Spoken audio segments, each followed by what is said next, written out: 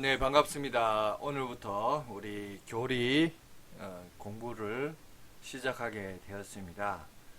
오늘 첫날이라 뭐 어렵게는 안 하고요. 여러분 교재를 많이 참고하셔서 그 내용을 가지고 함께 얘기를 하도록 하겠습니다. 그 매과마다 진행되는 내용들을 보면 앞에 서론들은 여러분들이 그 책을 참고하셔서 뭐 9페이지 같은 경우에 그죠? 이런 예화나 이런 것들은 여러분들이 보시고 개인적으로 이렇게 하시면 되겠습니다. 주로 여러분들이 이번에 하시면서 저와 함께 이렇게 진행은 하지만 여러분들이 기본적으로 보셔야 될 내용들을 그런 것들은 여러분이 앞부분의 서론 부분들은 다 이제 9페이지, 10페이지 정도까지는 여러분들 내용을 기본적으로 파악을 하셨다가 함께 하셨으면 되겠습니다. 자, 교리가 뭐냐? 교리. 오늘부터 이제 교리에 대해서 배우겠는데, 기독교의 진리입니다. 즉, 우리가 믿는 어떤 신앙의 내용을 말하죠. 우리가 뭘 믿느냐? 그 얘기를 하는 거죠. 여러분, 우리가 사람을 사귀고 알아감에 있어서 그렇지 않습니까? 보통 이런 과정이 있죠. 그 사람에 대한 지식과 배경, 그걸 가지고 또 그 사람을 함께하는 시간들이 있죠. 그러니까 정보를 바탕으로 함께 보내는 시간을 통해서 그러니까 누구를 알아가는 거죠. 그죠? 함께 보내는 시간을 통해서 알아감을 통해서 결국은 신뢰와 믿음을 쌓을 수 있습니다. 이거를 대상이 사람과 사람인데 이 대상을 이제 하나님으로 한번 봅시다. 그러면 하나님에 대한 정보는 어디서 나올 수 있습니까? 성경이겠죠. 하나님의 말씀인 성경을 통해서 그 정보를 얻는 거고 함께하는 시간 그거는 우리를 뭐라고 하냐 성경에서 기록되어진 이 역사 히스토리를 통해서 만들어집니다. 그래서 성경은 여러분들이 잘 알듯이 첫 번째 저자와 마지막 저자의 연대가 역사를 보면 한 1600년 정도 됩니다. 그리고 66권으로 되어 있고 1189장으로 되어 있습니다. 이 방대한 양을 한 자리에 앉아서 다 읽어서 하나님은 이런 분이다. 딱 결론 내리기가 너무 내용도 방대하고 역사도 너무 방대하고 또 그 역사를 바탕으로 기록된 성경을 해석하는 데도 있어서도 너무 크기 때문에 이거를 약간 좀 요약하고 정리해서 체계적으로 이렇게 만들어 놓는 게 없을까. 그러다 보니까 이게 이제 바로 그 필요성에 의해서 만들어진 것이 바로 교리라고 말할 수 있겠습니다. 그래서 우리는 교리를 통해서 여러분들이 하나님을 알만한 지혜와 지식이 쌓여져 가는 거고요. 그뿐만 아니라 우리가 이제 앞으로 성경을 읽고 성경을 해석하는 부분에 있어서도 여러분 우리가 이 기본적인 교리를 잘 배워놓고 알아놓으면 여러분들에게 아주 유용한 내용이 될 것이다. 저는 그렇게 생각합니다. 그래서 여러분 정말 이 교리 공부를 통해서 하나님의 은혜를 경험하시고 신앙의 진보를 위해 한 걸음 나가는 저 여러분이 되었으면 좋겠습니다. 자, 오늘 첫 과이기 때문에 첫 과에 있어서 핵심 구절은 여기 두 구절이에요. 오직 우리 주 곧 구주 예수 그리스도의 은혜와 그를 아는 지식에서 자라가라. 영광이 이제와 영원한 날까지 그에게 있을지어다. 뭐 여호수아서 24장 15절에도 보면 너희가 섬길 자를 오늘 택하라. 오직 나와 내 집은 여호와를 섬기겠노라. 뭐 이제 여호수아가 이런 다짐을 하는 내용들이 있는데 뭐 여호수아도 괜찮습니다만은 오늘 제가 봤을 때 1과의 핵심 구절은 베드로서 3장 18절이 아닌가. 그래서 이 구절은 여러분들이 좀 참고하시면 되겠고요. 오늘 핵심 목표 뭐 여러분 교재도 있고 하니까 그건 넘어가겠습니다. 대충 내용 보시면 알 것 같고 배울 내용도 교리에 대한 잘못된 오해, 교리란 뭔가, 교리를 왜 배워야 되느냐, 또 신앙생활에 있어서 교리의 위치는 뭐냐, 어떠한 자세와 방법으로 공부해야 되느냐, 그리고 성경의 주요 8대 교리 핵심이죠. 스트럭처 구조죠. 그러니까 핵심 8개가 있는데 그걸 딱 보면서 우리가 이제 공부하는 내용들이 이런 배경을 가지고 공부하는구나. 여러분들 외워놓으시면 나중에 이제 앞으로 계속해서 성경을 보거나 그 성경을 해석하는 데 있어서 상당히 유용하게 됩니다.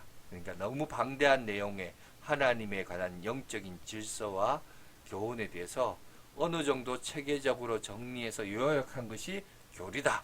이렇게 하시면 되겠습니다. 뭐 요 내용들은 여러분들이 그냥 보시면 되겠고요. 넘어가겠습니다. 자, 그러면 교리와 함께 걷기. 실제적으로 이제 시작하겠습니다. 첫 번째, 교리에 대한 오해들이 있습니다. 우리 여러분 그 교재도 보면 10페이지에 그 빈칸이 있죠. 거기 이제 저기 빨간 글씨가 정답입니다. 그래서 여러분들 거기에 적으시면 돼요. 교리는 아무런 유익을 주지 못한다. 자, 그래서 무용지물론을 주장하는 분들이 있어요. 너무 딱딱하고 재미도 없고 이거 왜 하냐 이런데 아닙니다. 교리는 우리에게 엄청난 유익을 주고 무엇보다 여러분이 성경을 읽는 데 있어서 마치 안경과 같다 그럴까요? 도수에 맞는 안경을 낀다고 할까요? 올바른 해석을 하는데 상당히 유익합니다. 그 다음에 깊이론도 있어요. 교리는 너무 딱딱하고 지루하고 이해하기 어렵기 때문에 나 안 할래 이렇게 하는 사람도 있습니다. 사실 제가 신학교 때 배울 때는 사실 그랬어요. 근데 요즘은 이 교리를 요즘식의 언어로 많이 했습니다.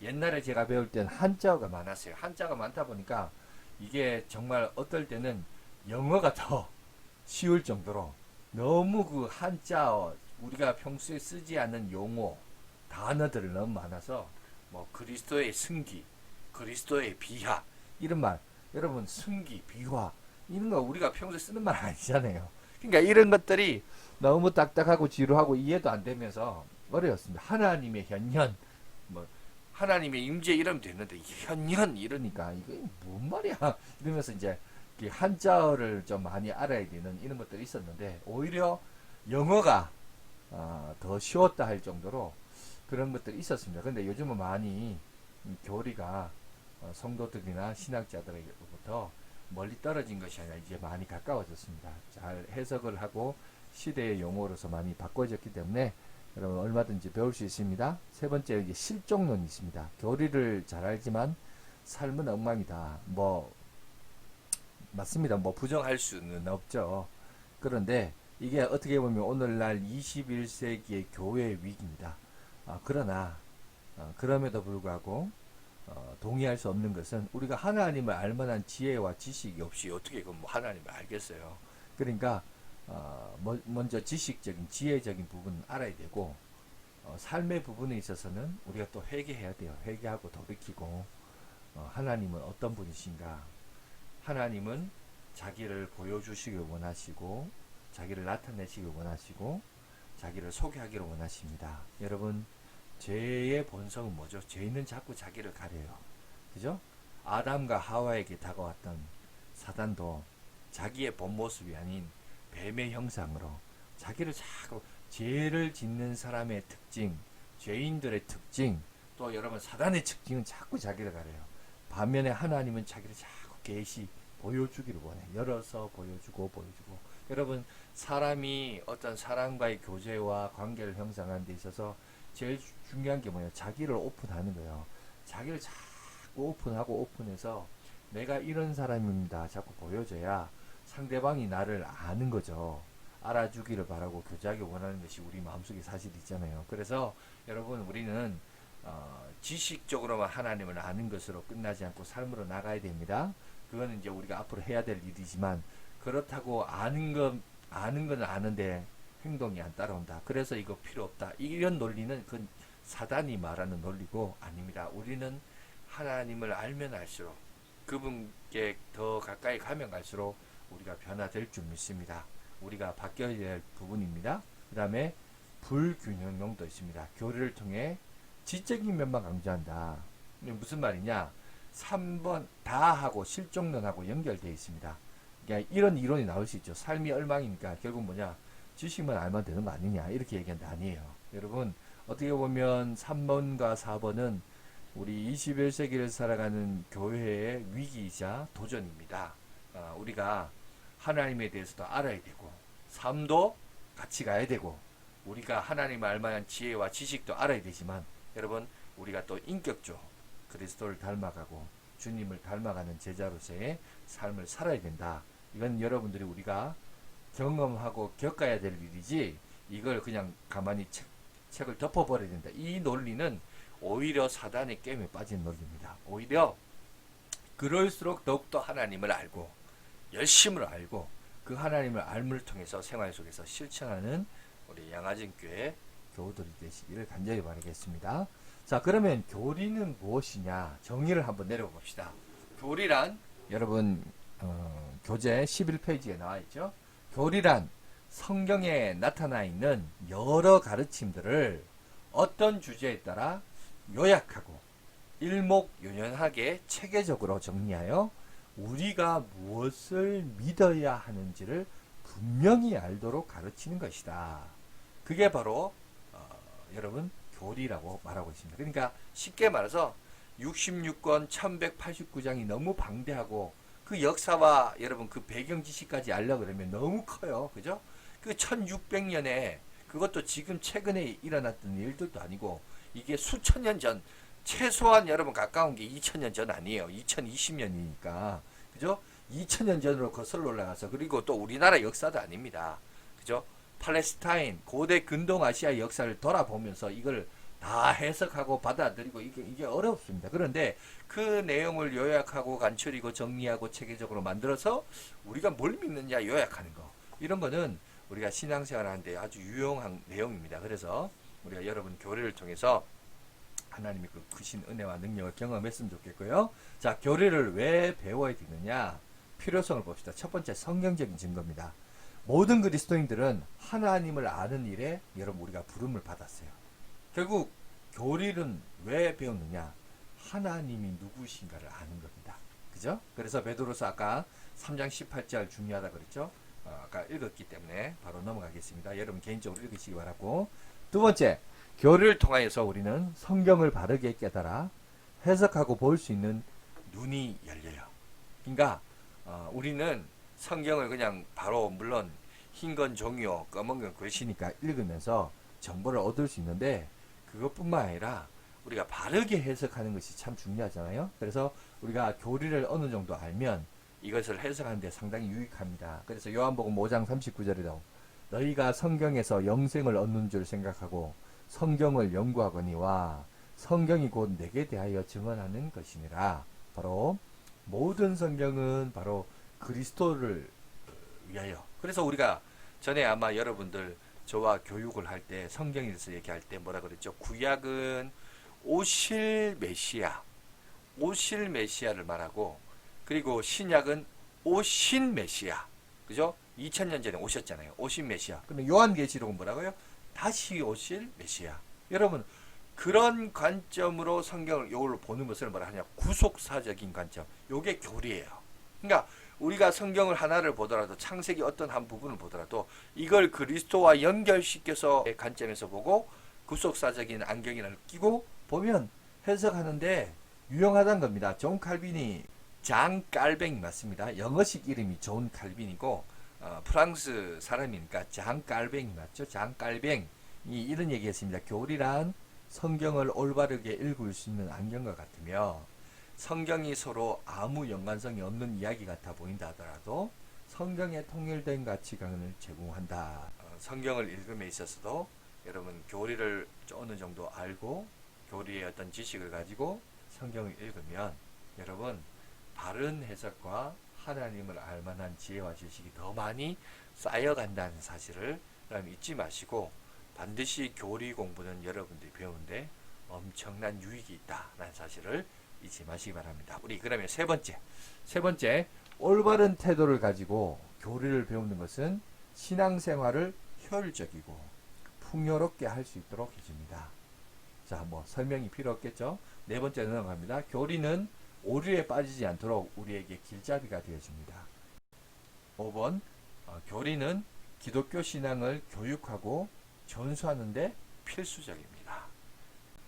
마틴 로이드 존스 목사님이 이런 얘기했어요. 뭐라고 했냐면 궁극적으로 교리를 공부하는 것은 진정으로 하나님을 아는 하나님의 영광스러운 임재 속으로 들어가서 우리를 다루시는 하나님의 놀라운 방법들을 배우는 유일한 길이다라고 했어요. 그러니까 하나님을 배울 수 있는 그리고 응축해서 빠른 시일 내에 성경 66권에 대한 내용을 가지고 배울 수 있는 제일 좋은 책이에요. 우리가 바이블 트레이너를 통해서 성경을 계속해서 우리가 읽고 있습니다. 그러나 우리가 성경을 읽으면서 늘 느끼잖아요. 읽지만 또 지나가면 얼마 시간이 지나면 또 잊어버리는 게 우리 인간의 지식의 한계인데, 요런 우리가 교리를 공부를 통해서 성경 66권에 하나님에 대해서, 예수님에 대해서, 성령님에 대해서 이렇게 얘기하고 있구나, 어느 정도 정리하고 배우는 것은 여러분 우리가 배우는 데 있어서 아주 유익합니다. 그래서 여러분 결론적으로 얘기하자면 교리를 공부하는 궁극적인 목적은 성경을 우리에게 주신 목적과 하나님을 더 깊이 알아가고 영광을 돌리는데 여러분 있습니다. 그래서 결국 교리를 공부하고 연구하는 것은 하나님을 예배하는 자리로 나가서 하나님의 임재를 경험하는 거예요.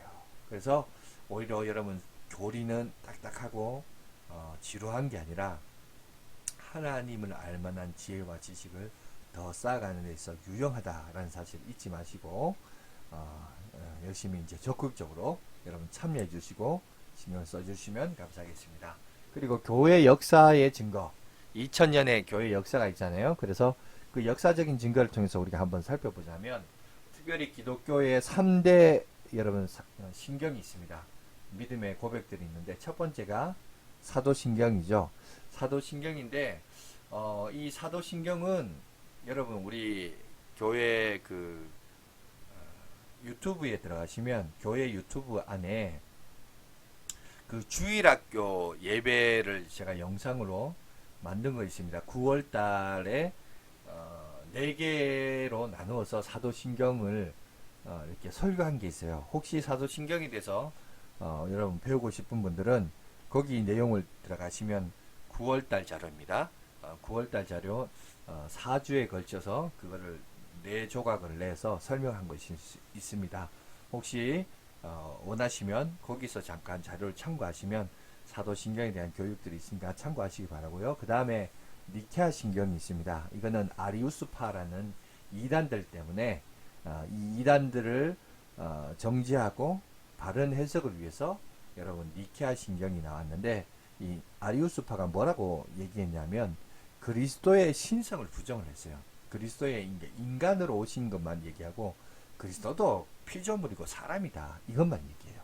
그러다 보니까 그거에 대해서 이단으로 판명을 하면서 올바른 이론이 필요하다. 그래서 그리스도는 아다나시우스 밑에 보시면 그 그리스도 X자가 그리스도라 약자예요. 그래서 크리스마스를 크라이스트 마스 이렇게 돼 있잖아요. 근데 그 크라이스트를 여러분 약자로 줄이면 이렇게 X가 됩니다. 그래서 X 마스, 성탄절을 그렇게 표현하는 것이 크라이스트를, 그리스도를 X로 표현합니다. 그래서 여기 보면 그리스도의 신성을 부정했는데 우리 교단은, 개혁주의는 그리스도의 신성과 인성 두 가지를 다 강조하고 있습니다.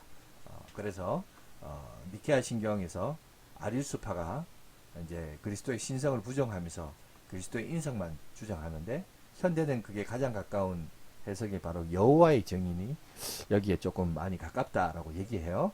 그런 아리우스파 계열의 한 종파가 아니냐 이렇게 얘기를 합니다.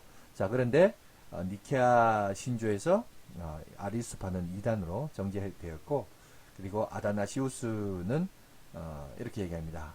신경에서 삼위일체 고백과 그리스도의 신성과 인성을 인정하고 고백하는 내용입니다. 그리고 종교개혁 이후에도 개혁교회 신경들을 보면 하이델베르크 신앙고백서가 있습니다. 1563년 칼빈주의 신앙고백서로서 우리가 받아들이고 있고, 웨스트민스터 신앙고백서도 장로교와 개혁교단에서 많이 지지를 받고 이렇게 하고 있습니다. 그래서 여러분 요런 5개의 어떤 교회사적인 신앙의 고백과 교리와 또 어떤 이런 고백문들이 역사를 통해서 우리에게 소개되어져 있다.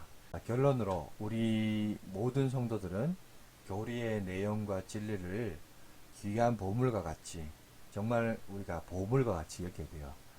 그냥 여러분들이 쉽게 우리가 이렇게 영상을 통해서 배우지만, 어떤 이들은 일생과 목숨을 바쳐가면서 여러분 이런 진리와 교훈들을 우리에게 남겨주었어요. 그래서 이것을 우리가 마음에 품고 믿음의 선진들의 발자국을 따라서 우리도 계속해서 다음 세대까지 이것을 전해주어야 될 여러분 사명이 사실 우리에게 있습니다. 그래서 우리가 바로 알고 내가 바로 믿는 것이 중요하고, 그리고 또 다른 이에게 그것을 전달하는 역할까지 우리가 감당해야 된다는 사실은 좀 기억했으면 좋겠고요.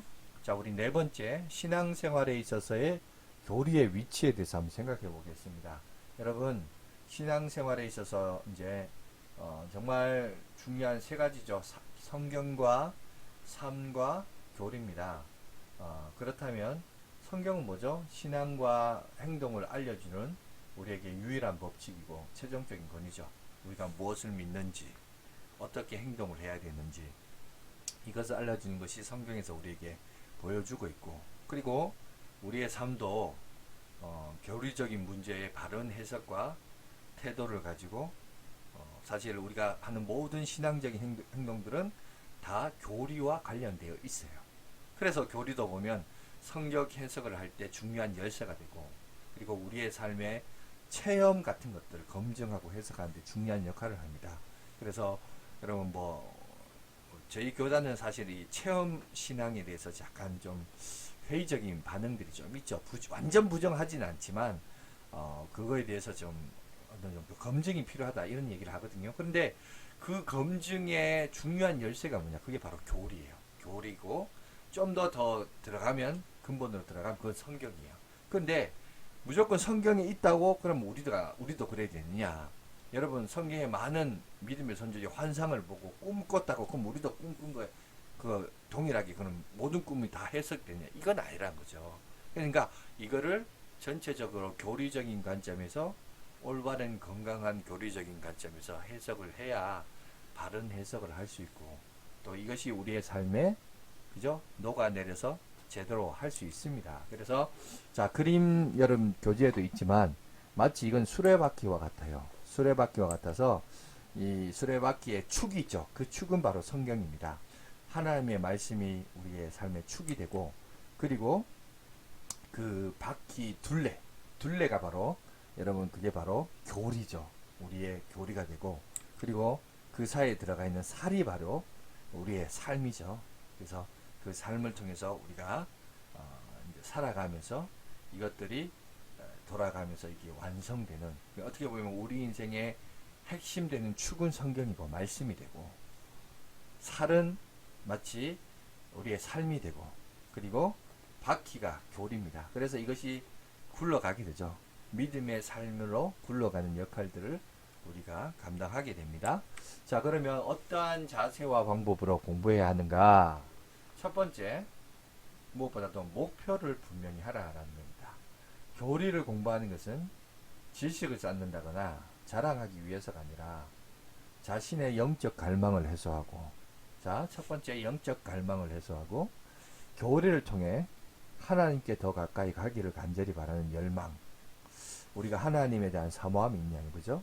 그로 인해서 하나님의 주권자 되심을 인정하고 경배와 찬양과 영광을 돌리는 데 있다는 거죠. 이거는 우리가 성경을 보는 자세이기도 하고 우리가 교리를 공부하는 가장 궁극적인 자세 중에 기본적인 베이스라는 거죠. 분명한 목표의식을 가져라.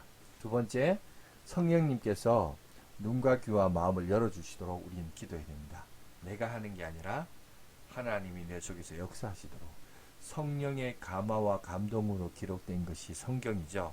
그러면 이 성경을 읽는 우리도 성령의 주도적인 역사를 통하여 이것이 이해되고 밝혀지고, 그죠? 읽혀지게 되고 해석되는 것입니다. 그러니까 이런 태도가 참 중요하죠. 시편 119편 18절에 있는 말씀처럼 내 눈을 열어서 주의 율법에서 놀라운 것을 보게 하소서. 여러분, 이런 고백을 드릴 수 있는 저와 여러분이 되었으면 좋겠고요. 겸손한 자세와 지성을 사용하여서 믿음의 고백인 신경과 신앙 고백, 그 다음에 교리 문답서를 우리가 연구하는 자세가 참 중요합니다. 그 다음 네 번째, 교리를 반드시 또 아는 것으로 끝나지 말고 삶 속에 적용해야 되겠죠, 그죠? 그래서 여호와여 주의 율례들의 도를 내게 가르치소서. 내가 끝까지 지키리이다. 나로 하여금 깨닫게 하여 주소서. 내가 주의 법을 준행하며 전심으로 지키리이다. 나로 하여금 주의 계명들의 길로 행하게 하소서. 내가 이를 즐거워함이니이다. 우리가 그것을 순종하고 행함으로 내 안에 즐거움과 기쁨과 은혜가 있는지 우리 자신을 돌아보면서 실제적으로 적용하며 나가는 저와 여러분 되었으면 좋겠습니다. 그래서 성령님께서 깨닫게 해주시는 지혜와 통찰력을 통해서 자신의 삶이 변하지 않는다면 우리가 공부할 필요가 없는 거죠. 그래서 교리 공부는 하나님을 아는 만큼 내 삶에 적용시키고 그 적용을 통하여 변화를 경험해야 됩니다. 더 나아가서 삶 가운데 하나님의 임재를 경험하고 삶의 현장에서 예수 그리스도만이 드러나고 높임을 받으셔야 됩니다. 내가 영광을 가르치면 안 되고 교리를 삶에 적용하고자 성령님의 전적인 도우심 아래서 훈련을 계속한다면 신앙의 고백이 삶으로 체화되어 이게 몸에 녹는다는 거죠, 그죠? 내 삶의 일부가 되어서 그래서 마침내 우리가 예수님을 닮아가는 온전한 제자가 될 수 있습니다. 제자로서 우리의 신앙의 진보가 우리 가운데 있기를 간절히 바라겠습니다. 자, 그 다음에 우리가 이제 신학적인 상식을 잠깐 한번 살펴봅시다. 아마 여러분들 중에도 자유주의, 보수주의, 개혁주의, 알미니안주의 이런 말 들어봤을 텐데 조금 정리를 할게요. 자유주의가 뭐냐? 자유주의는 도덕적인 가치와 견해를 수용하는 거예요. 인본주의적인 특징을 많이 강조합니다. 사실 우리가 리더십을 얘기하다 보면 이 자유주의적인 해석들이 나올 때가 많아요. 그리고 자유주의적인 해석으로 성경을 받아들이고 이해하는 사람들도 많습니다. 어떤 의미에서 보면 사람에게 감동 준다. 여러분, 이 감동 준다는 게 거의 인본주의적이고 자유주의적인 게 많잖아요. 목회를 해보면 이런 유혹을 받을 때가 많아요. 그리고 이거를 정당하다고 주장하는 사람들도 있습니다. 자, 요런 식으로 해석하는 경향이 이제 자유주의고요. 이에 반해서 이제 반대적인 입장이 취한 것이 바로 보수주의, 복음주의입니다. 그리고 이 보수주의와 복음주의는 구원과 선교를 많이 강조를 했죠. 그래서 여러분 우리가 잘 아는 20세기에 온 지구촌에 복음화 물결을 일으키는 데 있어서 여러분 이 복음주의와 보수주의가 큰 역할을 감당을 했습니다. 그런데 여러분 복음을 전하는 것도 중요하지만 이제는 그 전했던 복음을 지키는 것도 중요해요. 그래서 세 번째를 좀 볼드처럼 했는데 저희 교단이 사실은 보수주의, 복음주의를 바탕으로 해서 이게 이제 역사가 그렇습니다. 역사가 여러분 18세기, 19세기는 약간 2번에 가까웠다면 요즘은 개혁주의, 칼빈주의, 종교개혁을 바탕으로 해서 나타났던 이 개혁주의와 칼빈주의 사상을 저희 교단이 지키고 살아가고 있습니다.